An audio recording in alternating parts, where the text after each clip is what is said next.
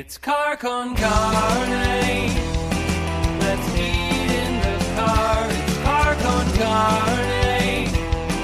And now here's the star of our show, James Van Alstyne.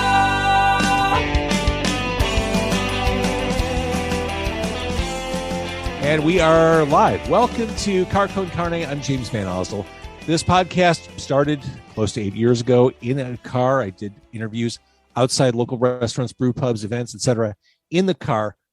Car Con Carne will return to the car next month. I'm making plans for that. But for now, I'm still doing this virtually. It's been a weird year and a half, close to 2 years at this point, but I'm still doing interviews from home for right now. Thursday night, Nathan Graham, musician, singer-songwriter, returns to the show. Sunday, Lucky Boys Confusion joins me as they talk about their Songs from a Scene events, their two-night event happening at Bottom Lounge. Also, as this is all going on, I'm involved with a couple other podcasts I'd like to share with you or let you know about. Music of Chicago is a weekly music show featuring nothing but independent music from the city of Chicago. New episodes hit every Friday. You can access information from the carconcarne.com page. And also the Double Door podcast. We all love Double Door. It's a historic Chicago live music entertainment venue. It will come back. It will return. Plans are underway right now to bring Double Door back to the Uptown neighborhood at Wilson and Broadway. And on a biweekly basis, you can hear from the co-owners of Double Door what kind of progress they're making, some Double Door history, and all the stuff that goes into rebuilding a brand and rebuilding a building. It's kind of cool behind the scenes stuff. That's the Double Door podcast. As for right now, though, this podcast is Car Con Carne, and I have with me Raul Benitez. Raul is the man responsible for the After Dark programming in the Chicago International Film Festival. Raul, awesome job. I love the fact that you're putting your muscle behind horror flicks for the International Film Festival. Thank you so much. Hey, can I make a quick comment about the Double Door? Yeah. I'm glad they're coming back. I have some great memories of that place. I also have great memories of me getting kicked out of that place. Was it warranted? Did you earn the kicking out? Maybe. It was a long time ago. I was working for another place, but yeah, no, I just wanted to throw that in there. But yeah, no, I'm super excited about the festival, and I'm excited that I was able to program for them this year.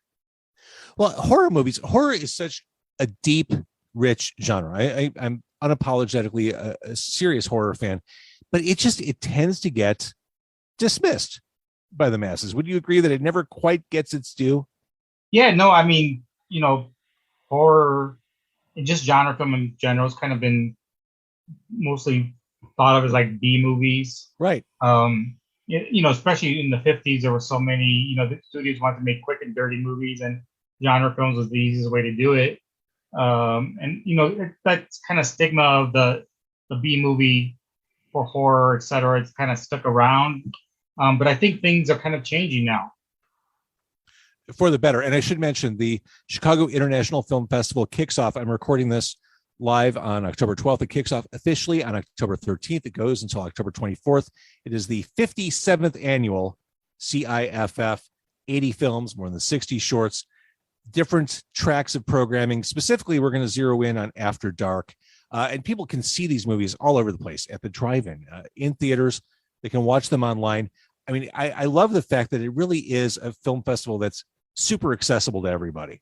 Yeah, no, that's a change that we did this year. Before, most of the time, the festival was at the AMC in the River East downtown. But this year, we decided to do a couple of venues. And so we added the Music Box to a venue. We added a ballroom on the south side as a venue. We added the drive-in in Pilsen as a venue this year. So we spread out a little bit this year, and I think that definitely makes the festival more accessible to people. Because not everybody wants to go downtown, but going to the Music Box is way more easy to get to, etc. So I think overall it's good for the festival. 100%. And people don't want to go to the theater for a variety of reasons this year. I get it.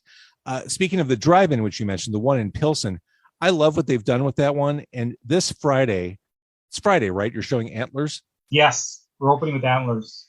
I feel like we've been waiting a long time for that one. Yeah, no, Antlers has been kind of, kept getting pushed back. The premiere day date, and it was in limbo for a while, but finally, we'll get to see it at the theater, and they're gonna, after we show it, it's gonna get released widely, and not, I think now the kind of like the reviewers are finally starting to get to watch it. I've seen some couple of reviews of it already today, actually. So I'm excited to show that to everyone at the drive-in. And for context, or for people who don't know what Antlers is, what is Antlers? So Antlers is basically like a movie set in the Northwest, and it's based on this like Native American myth about a creature, a man that turns into a creature, and then kind of feeds off humans. It involves a little boy whose family gets kind of involved in it. His father gets involved in it, and it stars Carrie Russell as his teacher, and she kind of like trying to figure out what's going on with him. And it's executive produced by Guillermo del Toro, and he made the monster in it. So I think there's a lot to look forward to in that movie. Oh, with Guillermo del Toro, it's going to be visually interesting. Definitely at the bare minimum, it's going to be visually cool to watch, something to see. I should mention ChicagoFilmFestival.com is where you can find out information about the 57th Annual Festival. Again, kicks off on the 13th, which is tomorrow as we're recording this. Tomorrow, speaking of After Dark, I mean, one of the biggest commercial horror movies of the year, hands down, is being featured tomorrow at the Music Box, that being Halloween Kills. Yeah, so in Halloween Kills kind of came in a little bit late in our programming, but we're not going to say no to not showing that movie. That movie's going to be huge, and there's so many fans of that series, and that's going to be tomorrow at 10 at the Music Box. We're really excited to be showing that one, and we get to you get to watch it before it gets wide released, and you get to watch it at a really cool theater. Yeah, totally. And I think the tickets were like $10. And there's, I love the drive-in. I love, I mentioned the drive-in in Pilsen. I love the comfort and the just ease of being able to watch things at home. But there is something specifically with horror movies. There is that shared experience of being in the theater with other people, unlike any other type of movie. Maybe comedy. It is that shared experience of just reacting together and just those emotions and that energy. Yeah, definitely. One thing about genre fans and horror fans is they love to talk about what they just saw. And so I'm excited about, being at the theater and introducing these movies and then talking to people afterwards to see what they thought. I think we got a bunch of movies that are going to be, cause a lot of, chatter and debate amongst audience members. So that's one thing I'm pretty excited for, is just to talk to people afterwards about what they just watched. What's cool, one of the many things that's cool about the Chicago International Film Festival is, yeah, you could see a movie like Halloween Kills or Dune, but you also get these super independent films, shorts from all over the world in your programming, in the specific After Dark track that you're in. There's a series of shorts. It's Unexpected Terrors, and these are shorts collected from around the globe. And it's all these cool, different visions, different takes on horror, some very obviously horror, like zombies, some more psychological terror. And I think that is going to be something people talk about, is that series of shorts. Yeah, I'm super excited to show that one. I try to be a little eclectic in the shorts program because, you have a little leeway there because, they're shorts. And the one you just talked about, the Last Marriage, which is the zombie one, it's funny because it's really, the zombie stuff is the kind of like the other story. The real story is like this couple who are living out through the zombie apocalypse, and they're just having like couple arguments. They're going through a breakup. They're going through a breakup, and that's their focus, and the zombie stuff is just extra. I thought that movie did, was a really great take on kind of like a zombie story. And other things happen while they're going through this breakup. But yeah, we added in that program, we added this movie called Inheritance, which is about a Black family who owns this house and this land, and they have this ability to see the ghosts and spirits that surround the land. And their daughter's coming of age, and she kind of starts to see the ghost as well, and there's like this whole like interaction between her and her family over that, and I think that movie's great. Well, what's the one with the tattoo artist? The tattoo artist is Marked, and Marked is about a tattoo artist giving that tattoo to a client, and the client notices these tattoos on the tattoo artist, and they kind of start getting into this conversation of just talking about, he's like asking him about tattoo and what meaning does it have, and the client in the tattoo chair is Eric Roberts, and who doesn't love Eric Roberts? He's in everything. Exactly. And exactly. This movie is like written for him. It's short. And this is psychological. Yeah, there's psychological and a thriller aspect to it, and Eric Roberts takes care of business in this short. So I'm excited for that short as well. So again, we're talking. I mean, there's so much to see. I think the hardest part about being a fan, an attendee for the 57th Chicago International Film Festival, is finding a way to watch everything you want to see. Like, get it all in. There's just it's like this embarrassment of riches. Like, how do I accomplish all this? Do I just not work for a week? Is that what I need to do? Well, the good news about the After Dark series is most of the films are on a weekend. So they should be. So you could definitely sort of watch most of them. So there's leeway, and even at the drive-in, there's like a separation between Antlers and earlier in the day, and then later on at night there's another film. I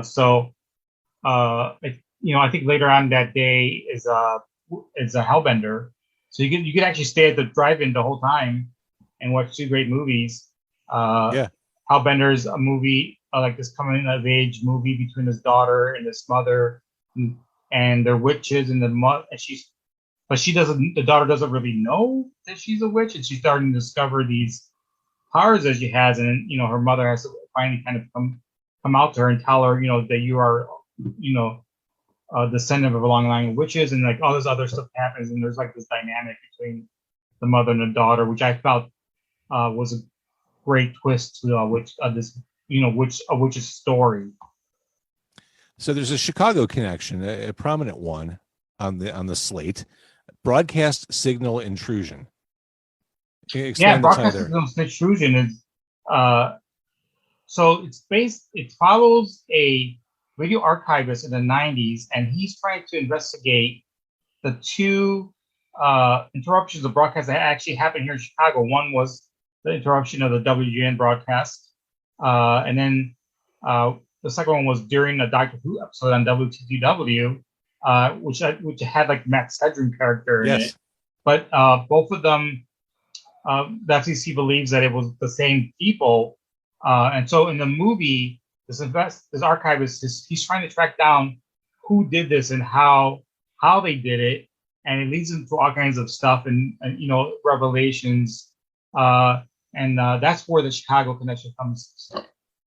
Of all the things to jump into a horror movie. Yeah, no. Do you remember that? Of course. I totally remember that as a kid. Yeah, but what a clever and creative premise to use as a springboard for this. So yeah, definitely. And I think he did a great job of kind of like weaving this drama thriller story into this real life event. So the beta test, this is kind of a dark comedy in a way, isn't it? Yeah, beta test, I thought it was really interesting because it's a thriller, but it's about this guy, this Hollywood agent who gets a mysterious envelope, and it's this woman wanting to meet him at a hotel. The note basically says, "Come visit me for no strings anonymous sex." Yeah, exactly. And then he finds it weird, and then he ends up trying to track down where it's coming from, and he actually like looks up the envelope manufacturer to find out who ordered these envelopes, and it kind of leads him all the way down to this road of like data mining and an app. And so I thought that was appropriate for kind of the age that we live in. Oh yeah, it doesn't get more timely than that.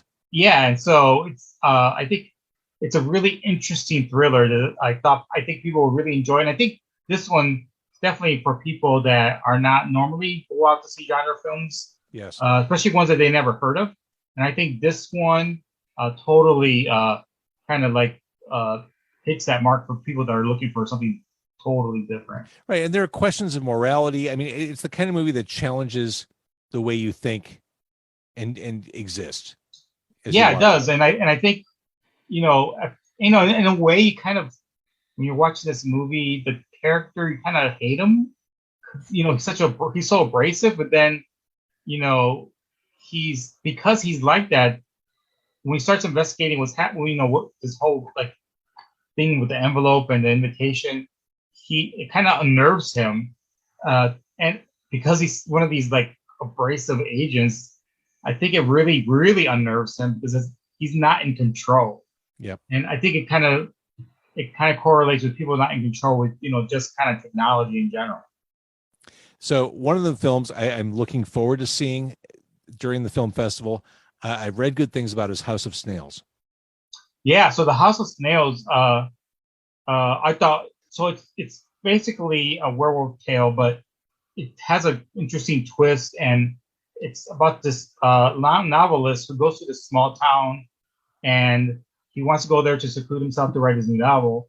And while there, he meets all the residents, and the residents turn out to be very strange, and they're very wary of him, and they're always kind of like suspicious of what he's doing. And he runs it, he hears about this myth, and he meets this woman that he kind of falls for, but she's also very strange. And it gets to the point where he kind of gets mixed up with what reality is and what he's writing about.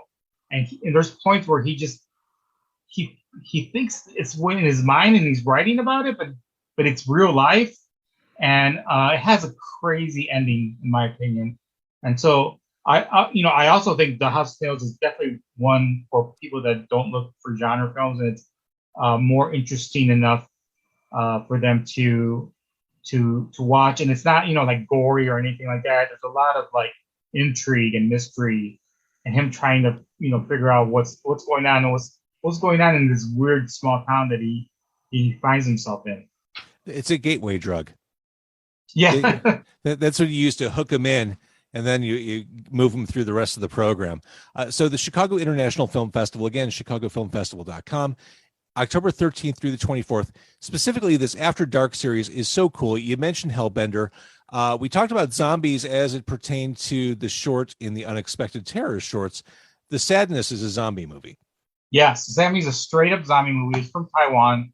When I screened this movie, it got recommended to me, so I screened it, and I'm watching this movie, and I'm like, I got to program this movie. This movie is so amazing, and it's like wall-to-wall gore, and it's almost all special effects and practical effects. It's almost all practical effects. I know what that means, but can you explain what practical effects? Yeah, practical effects is just like old school way of doing special effects and makeup, and just just like cutting off the limbs. They're using obviously they're using fake limbs, but they do it in the practical way so it looks real. It's not CGI or special effects or anything like that. And I think that like the gore and like the practical effects and like the zombie aspect of it, I think those three hit like the genre hound's funny bone, because everything is there that you want. And also there were scenes in this movie when I was watching it, and I'm thinking to myself, they're not going to go there, are they? And they do go there. And then when those couple times when they did go the way I thought they were going to go, not believing that they would, when they did, I was like, I have to program this. This awesome. Movie is going to be amazing. It's going to be great on the big screen. I think the soundscape of this movie is going to be pretty great. And for people that really are into the gore aspect of things, I think this movie is for them. It's like nonstop, like nonstop, and Relentless. it's relentless nonstop, and it goes all the way to the end. So I'm really excited for this one to watch it, not only in the theater, but just to see people's reactions to it and talk about it. I mean, this is a kind of a movie that typically the festival doesn't program in the past because it's so gory, and it's not kind of like something that their normal festival goers look for. But I was like, I was like, we have to do this. We have to show this one. Hell yeah. And that's the thing. I think the perception from people outside who maybe wouldn't normally think about the Chicago International Film Festival is that, well, if it's an international film festival, it's a lot of stories of unrequited love in, like period pieces about unrequited love. I love the depth and diversity of ideas and visions that people have access to at this film festival. Yeah, no, I mean the festival, we cover a lot, from, we're opening with the French Dispatch, and we have a lot of independent films as well. So we're really excited about just the overall lineup. Some great looking documentaries too, especially if you're from Chicago. One on Harold Washington looks awesome. Yeah, I think that one's we're excited to show that one as well. So, but with the After Dark series, this is the first year that they hired me to do the series. So I wanted to really mix it up and add some stuff that I think really speaks to genre fans here in Chicago. And Chicago has a very great genre community, and they come out to see stuff like this. So I'm excited to see seeing this in theater with people and talking about it. That's what I was saying. That communal feeling when you go to see a horror movie. And speaking of that community, that genre community in Chicago, we've been starved for cool new things. I mean, this was, we went through 18 months of sensory privation where there wasn't any access to anything. And I was like, oh, wait, you're telling me there's a whole slate of new cool stuff that I haven't seen before of all, kinds that appeals to all kinds of horror interests? Give me. Yes, please. Sold. I want in. Yeah, no, obviously, I'm part of the genre community here in Chicago. So, if somebody showed me this program that I didn't program and it showed me this exact, I'd be like, this is amazing. Like, this is stuff that I want to see. And, a lot of this stuff, Dune's going to be out in wide release, and, Halloween Kills is going to be out wide release, and even Hellbender. But the other stuff that you probably won't get to see again, and, like the House of Snails, you might not get a chance to see again. The Sadness, we might not see again until later on. Stuff like that. The one film that we haven't talked about was Mad God, which I feel that's animated, right? It's definitely one that you might not get a chance to see again. And that's an animated movie. So Mad God is a stop animation film by Phil Tippett. If you're not familiar with Phil Tippett, he's like this like a special effects wizard. He's been in the industry forever. He's the person that came up with the chess scene in Star Wars. Oh wow. Yes. Oh wow. That okay. is his creation. He created the ATT walkers in Star Wars. That's his creation. He worked on RoboCop. If you remember RoboCop, I can't remember the rogue robot that RoboCop fights. That's his creation. He worked on Jaws. I think he worked on Jaws. He worked on I just found out he worked on Star Troopers. Oh my God. Okay. So he's done so many iconic films, the special effects. And this film is his own creation that he had been working on for over 30 years. In fact, he had started with it so long ago that he was filming it on 35. And he finally got to finish it. The movie is mind-blowingly amazing. And it follows this character called the Assassin, and it starts with him dropping down into this crazy world. And the world is so amazing, and there's so much to look at, and everything is almost all practical effects, and models and stop animation, and I'm really, really, really super excited to see this one as well in theaters, because this is a movie you need to watch in a theater.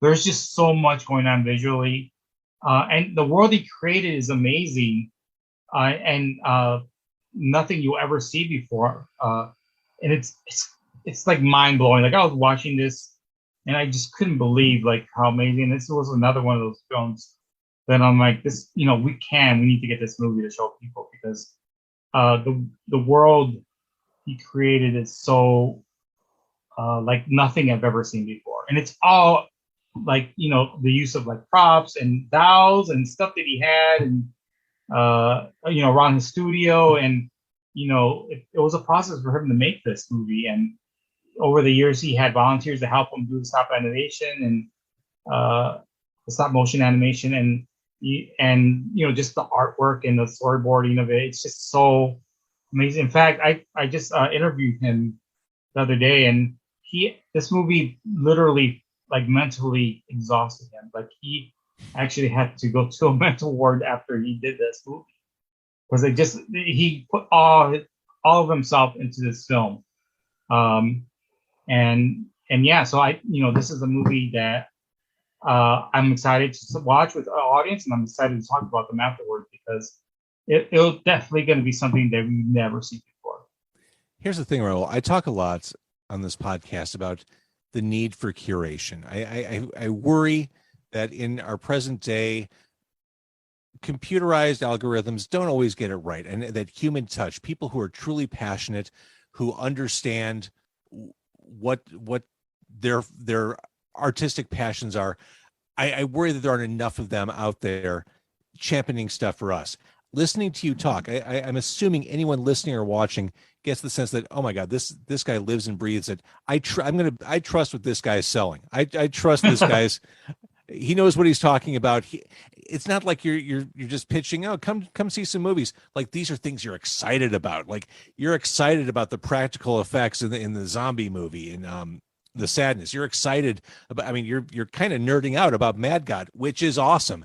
That tells me I believe it. I'm curation is everything, and I think you did a fantastic job. Yeah, no, thank you. No, I wanted to find films that that really like struck audiences, and I did, I cast my net a little wide to find out what was coming out, what was playing at other festivals, what kind of like touched people's nerve, and it's a little bit of a challenge, for us for Chicago International, because we're a little bit later in the season, film festival season. So a lot of films that I wanted to get were kind of, the release schedules before our festival. But I did find some films that fit right into our festival timeline, and I think I'm pretty excited about what we were able to get, and I'm excited to show these to people. I love it. Okay, so again, this is the After Dark programming as part of the Chicago International Film Festival, which is happening October 13th through the 24th. And again, no matter how you consume movies, whether you want to head out to the drive-in, which is awesome, or watch at home on your tablet or whatever, computer, desktop, or if you want to actually sit down in a theater like the Music Box or the AMC downtown, you have a lot of options, lots of movies, things we haven't seen, things that you can brag about to your friends after seeing, like, oh my God, you wouldn't believe this thing I saw at the film festival this year. I love what you did this year. I've got to assume once the film festival's over on the 24th, do you start thinking about next year, like on the 25th? Yeah. Oh, totally. I might take a break. And I work for other film festivals as a screener, but this is unique, and this is kind of like in my wheelhouse of genre stuff. And there's, we're in an era. I think we're in an era where genre films are getting more of the limelight. Tatiana won the Palme d'Or at Cannes, and that's a body horror film. That's to me, that's amazing, because that's a prestigious film festival, and you're giving a most prestigious award to a film that's a genre film, and that's a body horror film, and I went to go see it with the audience not too long ago, and there were scenes where people were horrified, and this film is an amazing film. Won in a prestigious award that they normally give to, auteurs and stuff like that.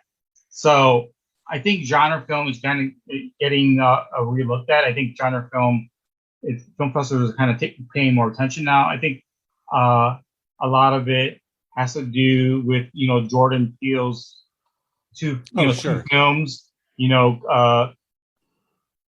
Out and Us. I think, genre films, and yes, genre films in the past, they had a message. I mean, RoboCop is one I always bring up where, there's like this message of gentrification in the RoboCop series.